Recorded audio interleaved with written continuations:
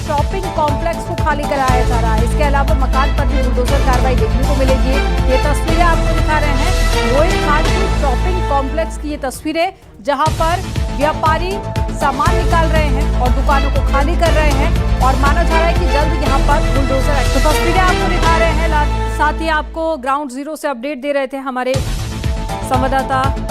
और ये देखिए, ये तस्वीरें आपको दिखा रहे हैं उस वक्त की जब बेकरी पर कार्रवाई की गई थी। मकान पर भी बुलडोजर चलेगा। इसके अलावा शॉपिंग कॉम्प्लेक्स में दुकानों को खाली कराया जा रहा है और जल्द ही शॉपिंग कॉम्प्लेक्स पर भी बुलडोजर एक्शन होगा। आज की डेट में गरीबी होना बहुत बड़ा जुर्म हो गया है और गरीबी के साथ साथ अगर कोई अपराधी भी कोई पहुंच वाला है या कोई अच्छे नेता से उनका परिचित है तो उनके नाम से एफआईआर तो दूर, शिकायत दर्ज करने के लिए भी पुलिस प्रशासन के टीम के हाथ पैर फूल जाते हैं।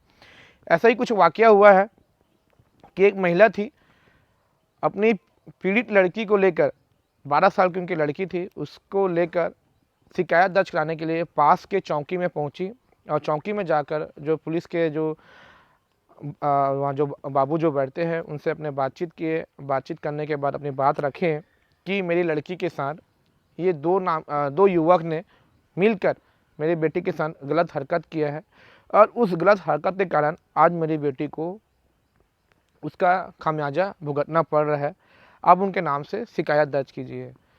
तो जैसे ही पुलिस के जो बाबू जो मुंशी जो लोग बैठते हैं वह शिकायत दर्ज को देखे और शिकायत दर्ज को देखने के बाद नाम को जैसे ही पढ़े उनके हाथ पैर फूलने लग गए।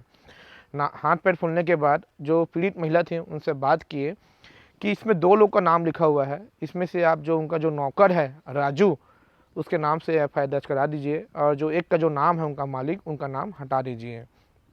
तो जैसे ही इस महिला से बातचीत किए तो महिला ने सीधे तौर पर कहा कि नहीं, मुझे दोनों के नाम से शिकायत दर्ज कराना है और दोनों ने ही मिलकर मेरी लड़की के साथ पारी पारी से बलात्कार किया है, तो मैं दोनों के नाम से ही एफआईआर दर्ज कराना चाहूँगी। तो जो बाबू थे वह अपने पुलिस के आला कमान अधिकारियों को जानकारी दिए कि एक शिकायत करने के लिए एक महिला अपने बच्ची के साथ आई हुई है और जिसके नाम से शिकायत दर्ज कराने के लिए आई हुई है उसी के घर में ये चौकी चल रही है। तो जैसे ही पुलिस के आला कमान अधिकारी को जानकारी मिलती है तो उन लोग भी यह बात रखते हैं उस जो पुलिस के जो थाने में जो बाबू मुंशी रहते हैं कि कुछ भी करो, उन्हें समझाने की कोशिश करो और कैसे भी करके मामला को रफा दफा करवाओ। यह बात उनके बोलने के बाद उस महिला को भेज दिए कि ठीक है, हम सर लोग से बातचीत करेंगे, आप कुछ दिन बाद आइए। तो यहाँ तक बात होती है। यह बात होने के बाद वह महिला अपने जो पीड़ित लड़की थी उसे लेकर चली जाती है। तो नमस्कार, मैं हूँ संजय सिंह सेंगर और आप दे रहे खबर छत्तीसगढ़ केसीजी न्यूज। बात यह है कि नामी जगह है अयोध्या। अयोध्या के पास में ही एक गांव पड़ती है भदरसा। भदरसा के पास में ही एक चौकी पड़ती है और उस चौकी के पास में ये अपन बोल सकते हैं एक छोटा सा गांव रहता है। उस गांव में एक विधवा महिला रहती है। विधवा महिला रहती है। महिला के साथ साथ अपन ये भी बोल सकते हैं क्योंकि 4 बच्चे रहते हैं, 3 लड़की रहती है, अब एक छोटा सा लड़का रहता है, वो जिसकी उम्र महज 6 साल की होती है।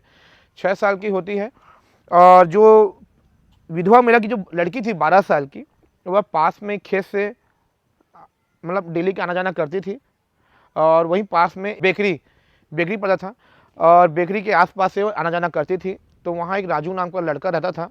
वो जैसे ही आना जाना करती थी तो राजू नाम का जो लड़का था वह उसे पास बुलाती है कि आपको हमारे मालिक ने बुलाया है, चलो तुम्हें केक वेक बिस्किट खिलाएंगे। तो लड़की को कुछ समझ नहीं था। वह राजू नाम का जो लड़का था उनके साथ वो बेकरी में चला गया। बेकरी में जाने के बाद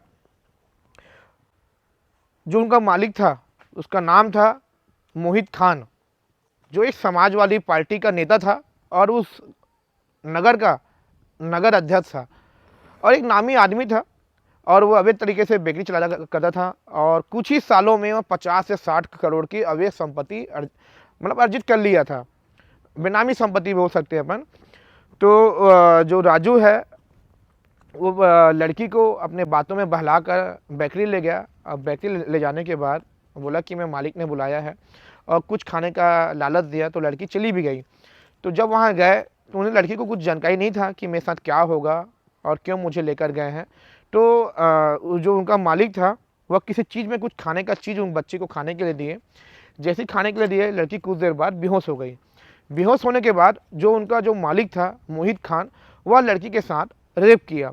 रेप करने के बाद जो उनका नौकर था राजू नाम का लड़का, वह खड़ा होकर उनका वीडियो बनाया।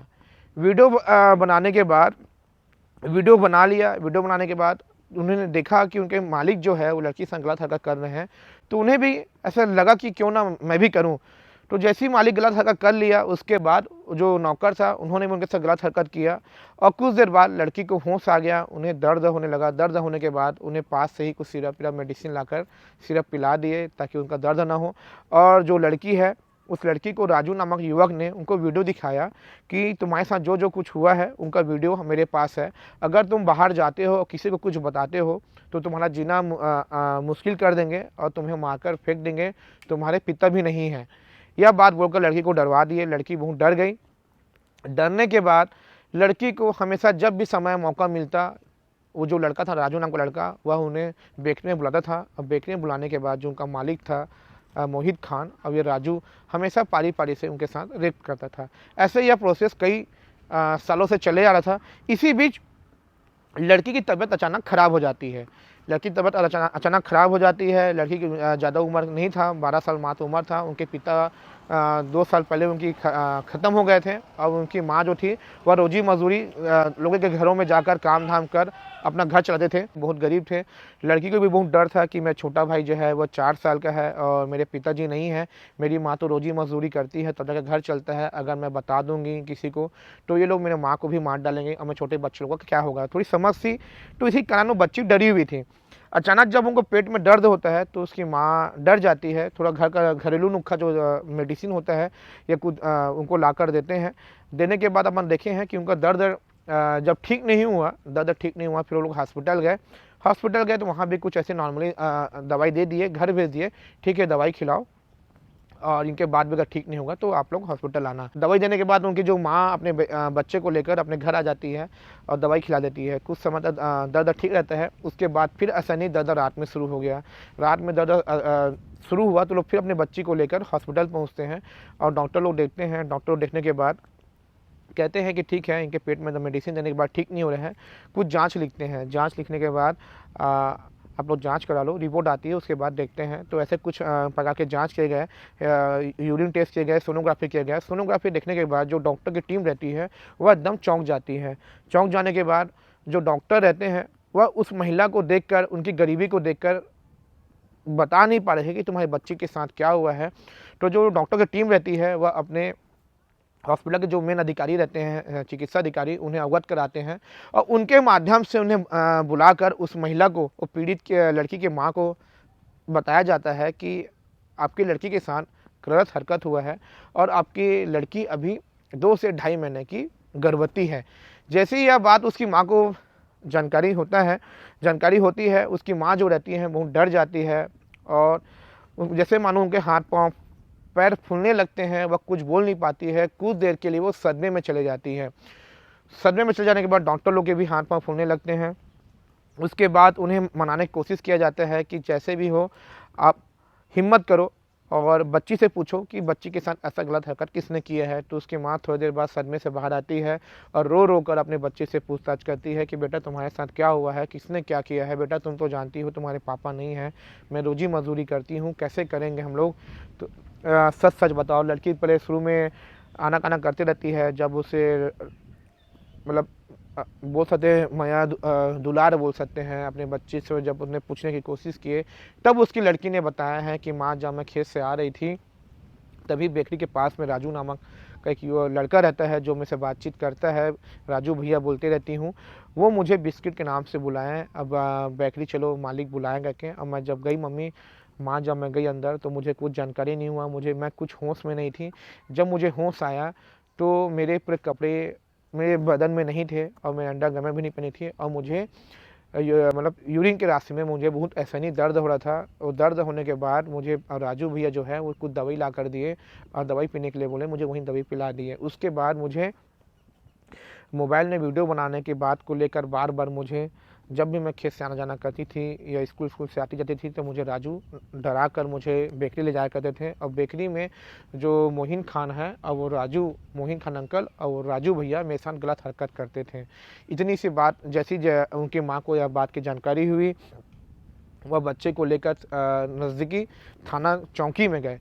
चौकी गए तो चौकी में जब गए तो उनके गरीबी का वास्ता देकर वहाँ के जो बाबू लोग थे वो तालमेल करने लगे कि उनके नाम से शिकायत दर्ज नहीं कर रहे थे, क्योंकि जो चौकी जो चल रही थी वही जो मोहित खान है उन्हीं के नाम से ही चली थी। और जो वहाँ के अयोध्या के जो वर्तमान सांसद हैं उनके करीबी है और समाजवादी पार्टी के वो अच्छे पुराने नेता माने जा रहे हैं। इसी कारण पुलिस प्रशासन के हाथ पांव फूल रहे थे। उसके बाद जो महिला थी उनके ऊपर जब शिकायत दर्ज उनका नहीं किया जा रहा था, तो वह पास के जो समाज सेवी जो महिला थी उनसे जाकर बातचीत की।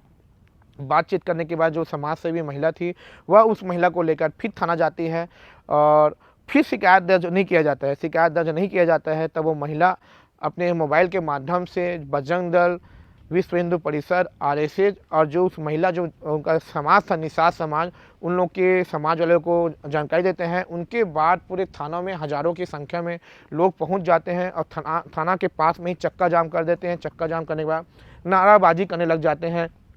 उसके बाद तमाम जो मीडिया कर्मी है सोशल मीडिया में यह बात छिड़ जाती है और छिड़ने के बाद पूरे मतलब हल्ला होने लग जाता है, नारेबाजी होती है। उसके बाद जो नज़दीकी विधायक जो रहते हैं उनको जानकारी मिलता है तो वह भी विधायक वहाँ थाना पहुँचते हैं और पुलिस वाले को सीधे तौर पर कहता है ठीक है आप लोग शिकायत दर्ज नहीं कर रहे हैं, मैं सीएम के पास जाता हूँ और सीएम से बात करता हूँ।